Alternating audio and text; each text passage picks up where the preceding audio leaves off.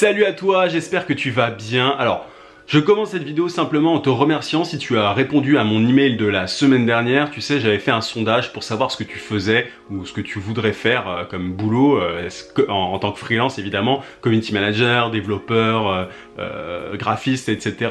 J'ai eu beaucoup de réponses à mon sondage. J'avais fait un sondage en vidéo, mais j'ai voulu avoir beaucoup plus de données, un plus gros échantillon tout simplement. Donc j'ai envoyé un email et j'ai eu beaucoup de réponses. Alors je sais que ça en intéresse quelques-uns, donc pour être clair sur les résultats, il y a une majorité, il me semble, de graphistes, et ensuite c'est des community managers et des développeurs. En gros, c'est le top 3. Après, évidemment, il y a des rédacteurs, des webmarketeurs, etc. Mais en fait, c'est assez varié. J'étais curieux de savoir ça, parce que voilà, ça m'intéresse, parce que ça me permet de faire des vidéos plus pertinentes. Donc, un grand merci si tu as répondu à ce sondage. Alors, la vidéo d'aujourd'hui elle est un peu particulière, je voulais t'annoncer un petit truc alors à la fin, c'est encore un sondage mais reste jusqu'au bout vraiment parce que ça peut vraiment t'intéresser, ça fait 2 fois vraiment dans la même phrase. Alors concrètement les freelances souvent ils sont isolés, moi c'est un constat que je fais.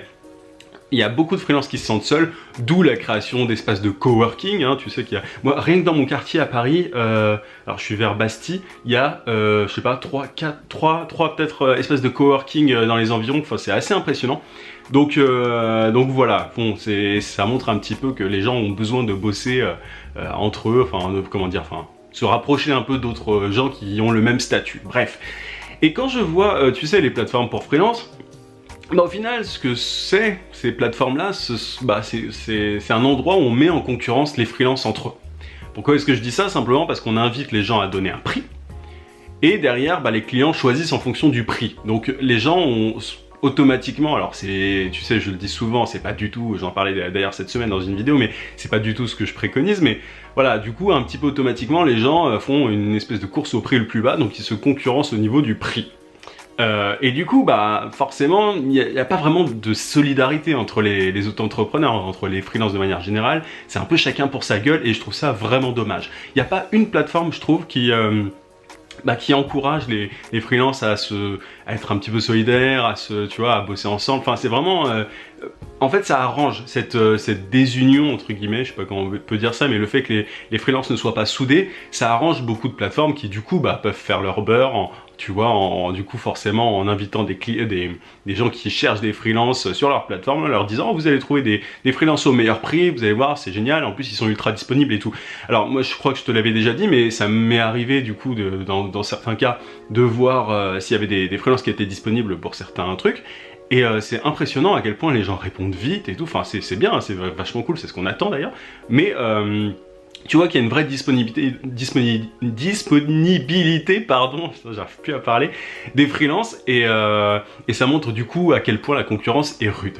Et moi, quand j'ai créé cette chaîne, c'était principalement pour un peu montrer comment est-ce que, voilà, moi je crois que j'ai commencé la chaîne juste quelques mois après avoir commencé mon activité, et le but c'était forcément de faire une espèce de documentaire, si je peux dire, mais pour montrer comment est-ce qu'on construit un business freelance, voilà, sans limite, hein, c'est le titre de la chaîne, mais simplement en montrant jusqu'où est-ce que ça peut aller et partager toutes mes méthodes et tout pour aider les gens qui, comme moi, veulent devenir 100% indépendants, parce que je sais qu'il y en a vraiment un paquet. Moi, quand j'étais en open space, quand je travaillais en agence de publicité, c'était vraiment un de mes gros rêves de pouvoir vivre simplement de mon propre boulot sans avoir de patron.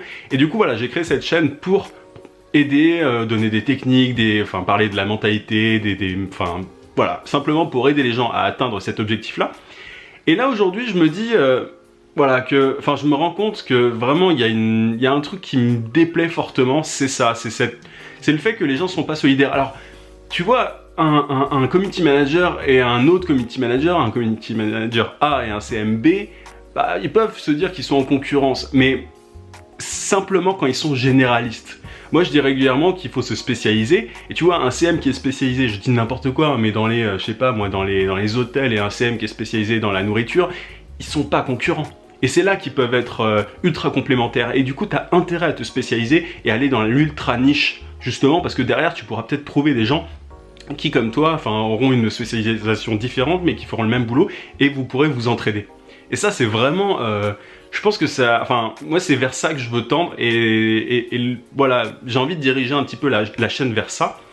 Et voilà, donc la spécialisation, elle peut aider à la complémentarité comme ça, enfin, elle peut aider, comment dire, elle peut aider simplement par rapport à ça. Tu peux recommander, par exemple, si tu es CM dans l'hôtellerie, tu peux recommander un ami qui, voilà, si tu connais un restaurant enfin de luxe, ou j'en sais rien, parce que c'est le milieu de l'hôtellerie, du luxe et tout, c'est assez proche. Si tu connais un restaurant qui cherche un CM, tu peux recommander un pote qui est CM Food, par exemple. Enfin, voilà, c'est un tout petit exemple, mais il y a énormément de possibilités. Plus tu te niches, plus tu te spécialises, plus les possibilités sont grandes et du coup bah, les freelances pourront être plus solidaires tout simplement. Et du coup voilà, moi je sais qu'il y a des groupes sur Facebook qui sont voilà, qui sont là pour aider les auto-entrepreneurs, les freelances et tout. Et j'ai super chaud, j'espère que ça se voit pas trop parce que c'est dégueulasse. Je transpire un truc de fou.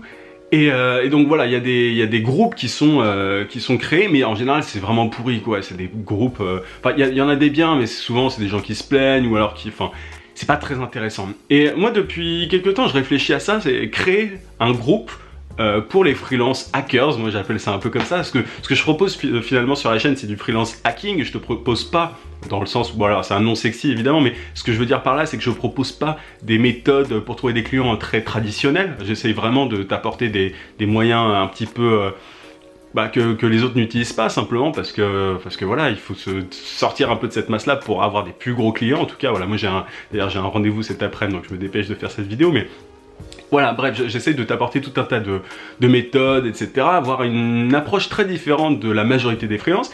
Et du coup, donc, je me disais que ce serait intéressant de faire un groupe Facebook où on partage entre nous, voilà, toutes les méthodes qu'on a, comment dire, voilà, simplement un groupe d'entraide, mais pour des gens qui ont une approche différente. Et voilà, pas qui ne vont pas forcément s'inscrire sur les plateformes pour freelance et tout, mais voilà, vraiment un groupe. Je me demande si c'est mon téléphone qui arrête pas de sonner, je me demande si c'est pas un groupe secret, tu vois, fermé, où voilà, derrière il pourrait y avoir une espèce de sélection par rapport à l'entrée dans ce groupe. En tout cas, je sais que il y en a beaucoup, il y a des groupes vraiment géniaux d'ailleurs qui sont fermés comme ça et qui te donnent des informations de fou. Et du coup, moi je pense vraiment à ça, mais un groupe gratuit, hein, ouvert à tout le monde à partir du moment où ils remplissent certains critères. Et voilà, on commence à être vraiment beaucoup sur la chaîne, et puis et voilà, il y a de plus en plus de monde qui arrive, donc je me dis que ça pourrait être vraiment intéressant. Au lieu de partir t'inscrire sur une plateforme pour freelance, tu pourrais t'inscrire sur ce groupe là, et on pourrait, voilà, enfin moi je pourrais participer régulièrement et t'aider par rapport à tes problématiques, enfin voilà, et un groupe pas simplement où je t'aide moi, mais où tu peux voilà, partager avec d'autres freelances, mais sans cet esprit de compétition, etc. Tu vois. Après évidemment, si tu restes généraliste comme je te le conseille pas, tu vas être en compétition avec d'autres généralistes. Après ça, moi j'y peux rien, c'est pas du tout ce que je te recommande, donc voilà. Mais voilà, dis-moi un petit peu ce que t'en penses. Je vais faire un sondage, tu cliques juste ici sur le i et tu me dis simplement qu'est-ce que t'en penses. Est-ce que ça serait intéressant de faire un groupe Facebook ouvert, il peut être fermé, il peut être totalement public, dis-moi ça en commentaire d'ailleurs, mais voilà, là, simplement tu me dis oui, non, peut-être, enfin pourquoi pas, t'as les différentes propositions juste là, c'est pas compliqué, et moi ça va vraiment me permettre de voir comment est-ce que je peux t'aider. Et si cette idée t'intéresse, c'est un truc auquel je pense depuis un certain temps, donc voilà, aujourd'hui je pense que on est assez pour avoir un groupe intéressant. Et dis-moi, voilà, si t'as des suggestions par rapport à ça, ça peut être vraiment cool, mais ce serait vraiment bien pour simplement arrêter cette voilà, enfin pour avoir plus de solidarité entre freelance. Moi c'est vraiment mon objectif, c'est d'avoir une communauté solidaire et qui utilise des méthodes un peu différentes de ce que font les autres, simplement parce que ce que fait la majorité ne marche pas. Et voilà, bref, dis-moi ce que t'en penses, n'hésite pas à participer au sondage et à inviter d'autres amis d'ailleurs freelance si t'en as qui pourraient participer. Je t'invite à mettre un gros pouce bleu comme d'habitude pour me soutenir et à t'abonner à la chaîne si c'est pas déjà fait. Et n'oublie pas que tu peux aussi, alors normalement c'est en dessous du sondage, cliquer juste ici sur le i pour recevoir ma formation vidéo gratuite pour trouver des clients rapidement en freelance. Je te dis à demain 18 h comme d'habitude. En attendant, n'oublie pas, vis sans limite. À plus.